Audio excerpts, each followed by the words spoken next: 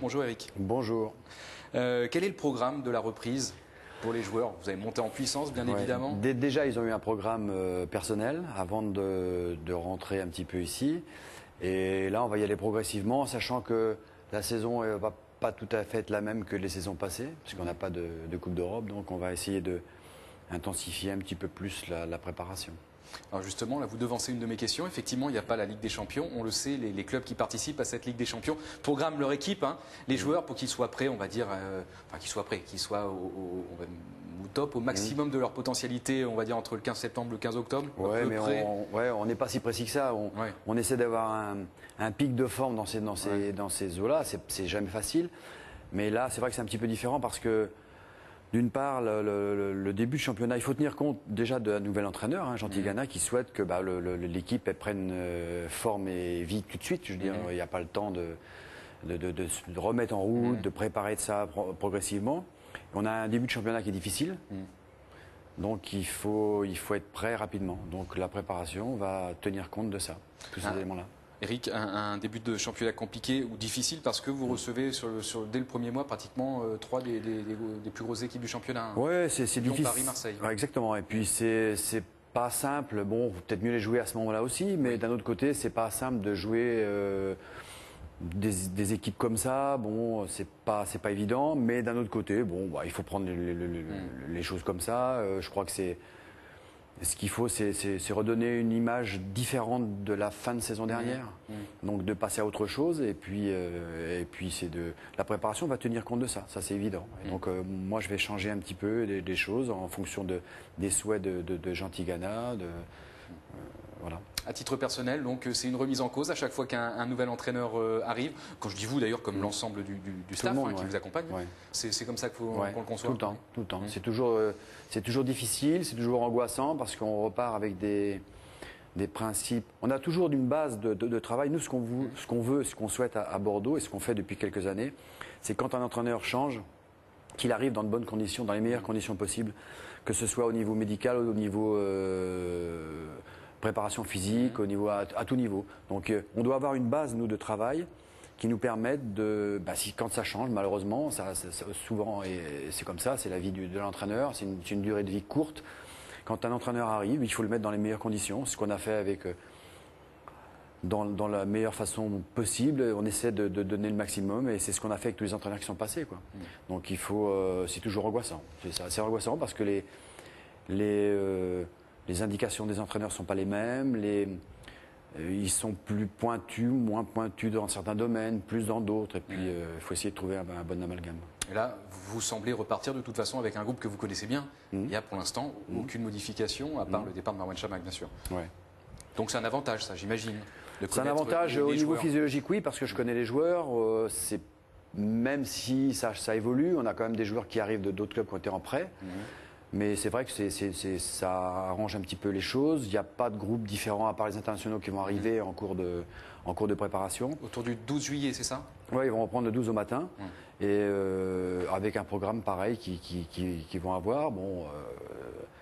Donc c'est pas comme des années où j'ai vu des fois 3, 4, 5 groupes qui arrivaient en fonction de l'entraînement. Donc ça, c'est difficile. Je fais une parenthèse sur les internationaux, Eric, justement. On l'a vu, Cédric Carrasso donc, a quitté les Bleus, il était blessé. Marc Planus, ça semblait se résoudre, il a une petite entorse. Est-ce que vous avez des nouvelles? Pas plus que ça, non, parce que moi, je les ai eu au téléphone pour une autre chose, c'est-à-dire la préparation de leur saison. Bon, je les ai sentis quand même touchés un petit peu, psychologiquement. Maintenant, bon, c'est le métier, je veux dire, il y a des situations qui sont difficiles à vivre, mais moi je dis toujours une chose, c'est au travers des situations difficiles qu'on progresse, je veux dire. C'est quand on gagne, quand tout va bien, c'est facile à gérer, c'est pas difficile. Mais on progresse dans des moments difficiles, et là ils en ont traversé quelques-uns, et il faut repartir du bon pied.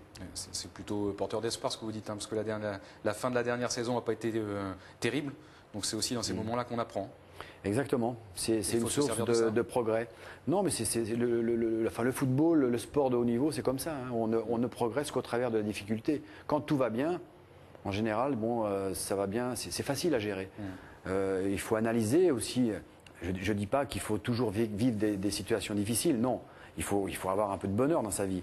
Mais je veux dire, au travers des situations difficiles, il faut en tirer le maximum, il faut en tirer le bénéfice de progresser. Et c'est au travers de ces moments-là qu'on dit, tiens, dans cette situation-là, la prochaine fois, je ne ferai pas ça. Je vais progresser, je vais faire ça, ça. Et au fil d'une carrière, on s'améliore, on peaufine certaines choses. Et il faut prendre ça comme un... Sinon, des choses graves dans sa vie professionnelle en tant que footballeur professionnel, on en a souvent, souvent. Mais vous nous confirmez ici que vous les avez eu au téléphone et qu'ils sont un peu affectés par ce qui s'est passé. Ça n'a pas été très calme. Hein, non, mais je n'ai pas discuté longtemps. Hein. Moi, j'ai eu une impression comme ça. Oui, ils étaient affectés, mais bon, ils sont quand même, ce sont des jeunes hommes. Hein. C'est pas des enfants. Et puis bon, ils ont l'expérience. Bon, et puis on va dire que Johan est un jeune homme, on va dire de Marc et de Cédric qui sont un peu plus âgés. Oui, mais enfin, ce sont quand même des jeunes hommes.